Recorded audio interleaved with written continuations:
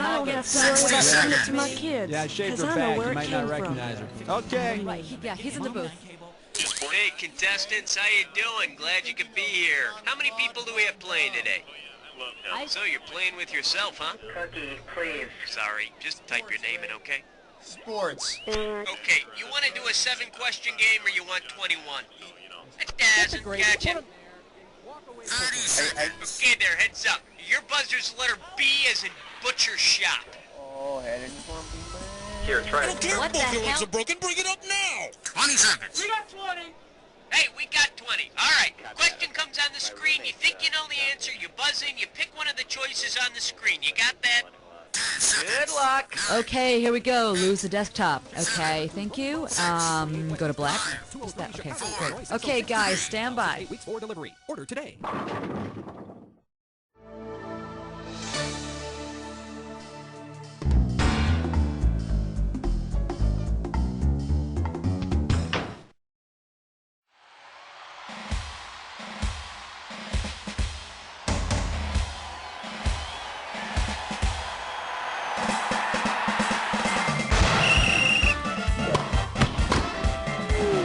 It's time for the show where high culture and pop culture collide. All right, how you doing, sports geek? Welcome to the show. Okay, you ready to fly? Blast off. Okie doke, give me a category. We're number one! We're number one! The category is, what's wrong with Davy Jones? And this one's going to be worth $2,000. Everything in place? Because here she comes. If Pro Football Hall of Famer Deacon Jones replaced the name Deacon with a football term he's famous for inventing, what would he be called? Turf Toe Jones, Flea Flicker Jones, Fearsome... Deacon Jones invented the term sack, which is when the quarterback is tackled behind the line of scrimmage. Yeah! And there's no truth to that rumor that he thought up the name in the shower.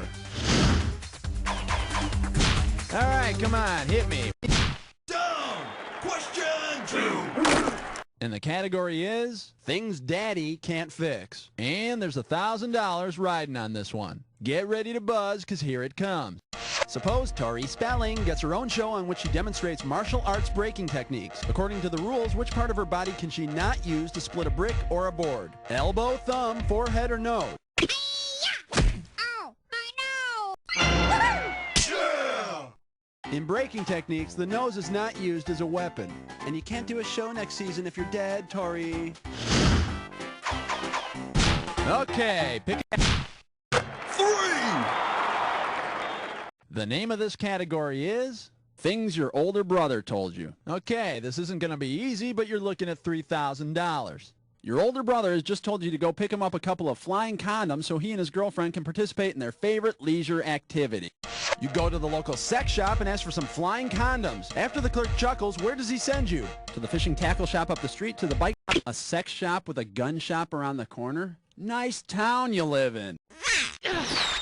Well, in case you're curious about the correct answer, the fishing tackle shop up the street is your best bet to find this fishing lure, which is not to discourage you from walking into a sex shop anyway. You know, to look around. I do it. Category time. What's it gonna be? Score! Number 4! Here's your category. Is there a dog tour in the house? Pop a right answer for this one, you got 3,000 greenbacks. Ready on the trigger? Pull. If Lassie, Benji, and Rin Tin Tin were playing croquet and Benji started licking everyone's rover balls, what would he be licking? Balls belonging to the next set of players, balls that have gone out of bounds, balls owned by Irish musicians, or balls that have been through every wicket? Licking the next player's balls? Not a good idea, especially if Cujo is on deck. Should have picked this. Rover balls are balls that have been through every wicket but haven't hit the final stakes. Hey, Benji says they taste like chicken, and the croquet balls do too. How about it? Hit me with a category. Uh-oh, press futz mitts grime board. It's time for a Flicker Fist Stone! The category for this gibberish question, the oral sex question. Opening value on this gibberish question is $5,000. All right, to solve this puzzle, you got to think fast, because every second and a half I'm ticking off a little bit of cash. All righty, now tell me, with what play title does this rhyme? Now don't let the punctuation trip you up. Filet Dwight? Nope.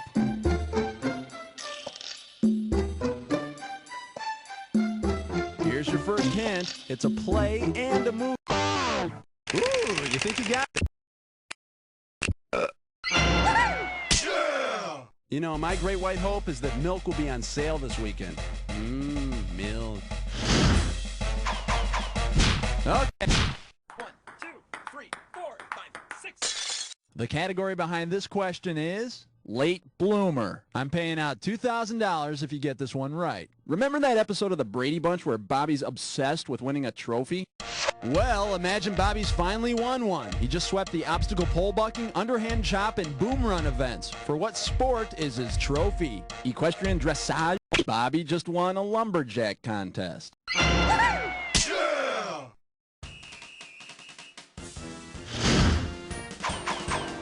Okie doke, give me a category. Tag team naked skydiving, tonight at 7. Here's the category. Restaurants where the service is ace. This question's worth $2,001 bills. Get your eyes focused on the screen. Here we go. If you could only order the Denny's Grand Slam breakfast if you want a true Grand Slam in professional tennis, which of the following tennis stars could order it? Andre Agassi, John McEnroe, Steffi Graf, or Ivan Gula? No, Andre can't have a Grand Slam. But those flashy clothes of his could probably get him half price over at the IHOP. And let's see the correct answer. A true Grand Slam is winning Wimbledon, the Australian, French, and U.S. Opens all in the same year. And Steffi's one of only a handful to do it. But I hear before a big match, she actually prefers Burger King French toast sticks and a bacon and egg breakfast croissant. Yummy.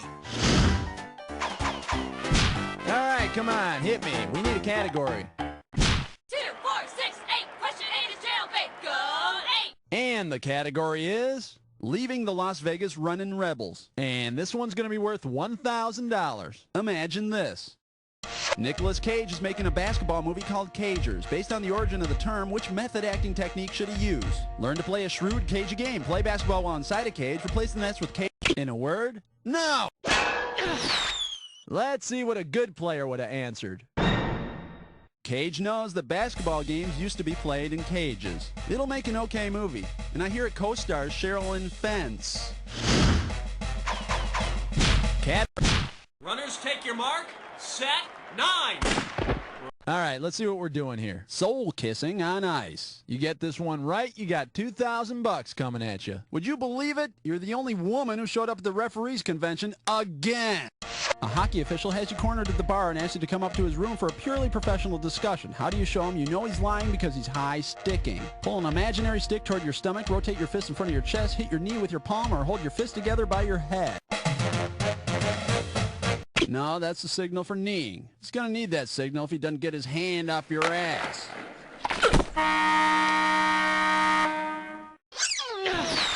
You know what you could have picked? You could have picked this. Holding one fist over the other by the side of your head will show that you've spotted his high stick. Looks like somebody needs to get iced.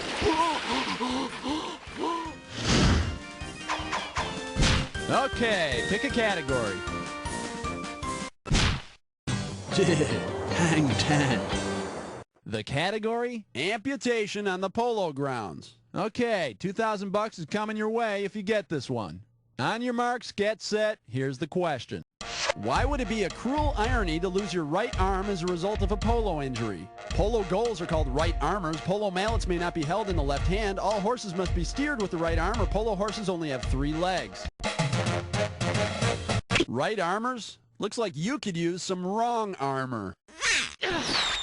Let's take a look at the correct answer. To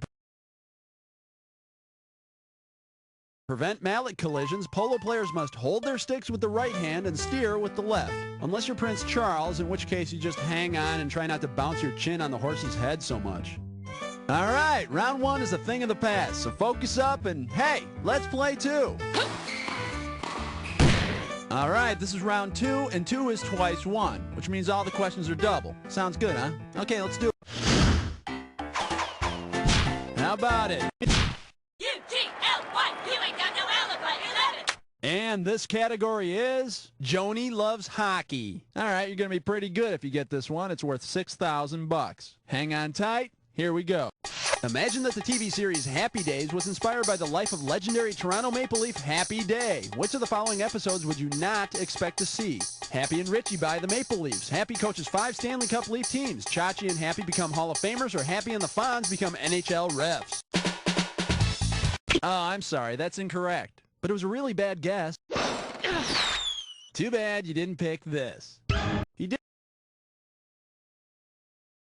just about everything else, but Happy Day was never an owner of the Maple Leafs. Now that I think about it, wasn't Happy the third owner of the restaurant after Arnold and Al? All right, come on. The category is She's Got a Ticket to Ride. A right answer will get you 2 G's for this question. Okay, hang tight, put your finger on your buzzer. Here's the question. Which of the following Indy 500 Rookies of the Year is actually a woman? Jackie Stewart, Jose La Garza, Ari Lyondike, or Lynn St. James? Lynn St. James, 1992's Indy 500 Rookie of the Year. Yeah! I hear the reason she won was because all the guys were too macho to stop and ask for directions. Category time. What's it gonna be? 13. This one's gonna be skating on a shoestring. And this one is not gonna be easy. $6,000. All right, let's get this ball rolling. If an NHL owner wanted to be a real cheapskate, which of the following equipment items could he eliminate from the budget and still field a regulation NHL hockey team? Hockey sticks, hockey pucks, hockey uniforms? No, but with all that ice out there, that could redefine the term blue balls. Here's what you should have guessed. According to official NHL regulations, you are allowed to continue playing without a hockey stick. But hockey teams without sticks would kind of be like full contact figure skating, which might be pretty cool. All sports, all the time. You're tuned to 14. Here's the category. Men with breasts. It's gonna be worth $4,000. So, you feeling anxious? Me too. Let's go. If in 1995 you were a season ticket holder for the Miami Hooters, which of the following league's games were you attending? World Cup Cricket, Major Indoor... They're an Arena Football League team. Yeah, the Hooters' wings suck, but the fans really go for those tight uniforms.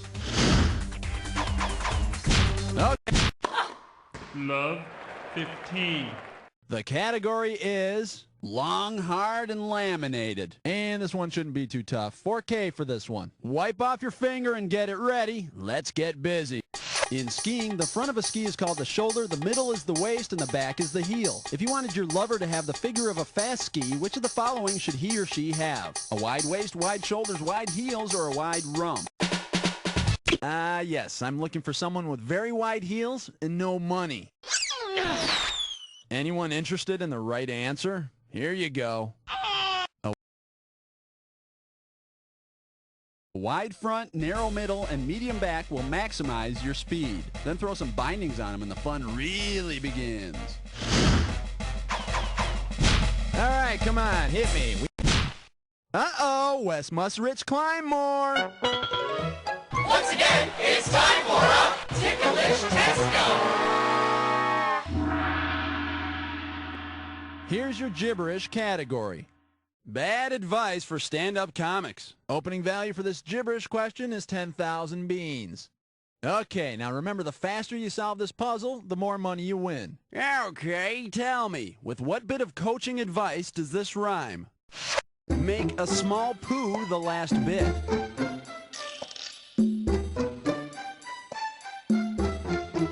Okay, I'll give you a hint. Coaches shout this in basketball. They shout it to encourage players to go inside. What, like time for dinner? It's how you score 2 points. Hey, shot clock's running down on this one. Hey, Johnson, be aggressive. Make a small poo the last bit.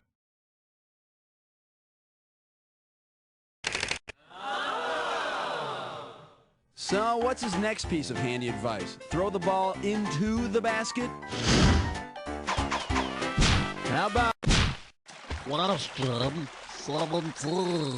And the category is... It's Wilbur's fault I lost. Okay, swing this one and I'll give you $2,000. All right, get yourself set. It's time. Suppose Mr. Ed is competing in the Olympics 3-day equestrian event. Which of the following events will not be part of the competition? There's no wagon pulling in the 3-day event. Yeah! Besides, Mr. Ed's a noble creature, not some beer-swilling Clydesdale. Okay. 18.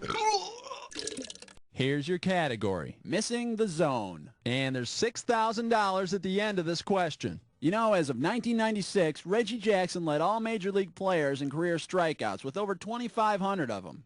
Well, say Reggie Jackson eliminates his strike zone by having it surgically removed, and then has his body sewn back together. What parts of his body would end up attached to each other? The base of his neck and his mid-thighs, his nipples and the bottoms. The midpoint between his shoulders and belt line would be sewn to the tops of his knees. Yeah!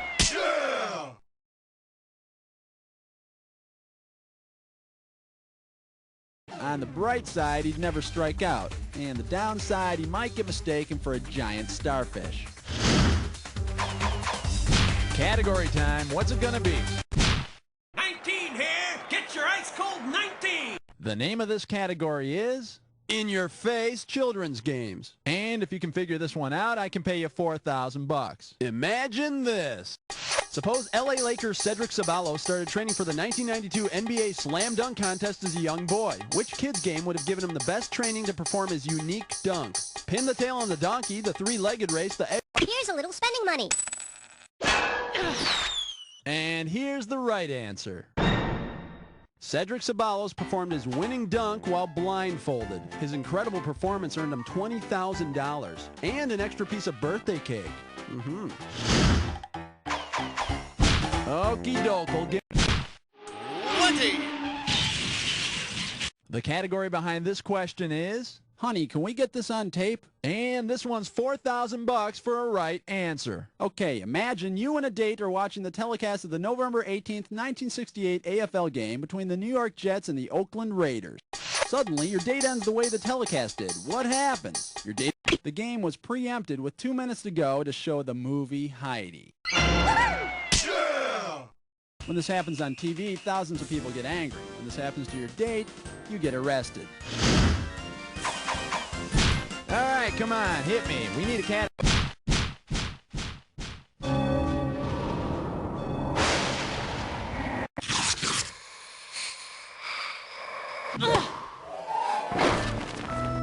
It's the Jackaroony Attackaroony. Buzz in when two words match. Oh, you already got the rules down, huh? Well, let's not waste time. Match on this. Football north of the border. That's your clue. Prepare for the attack, eh?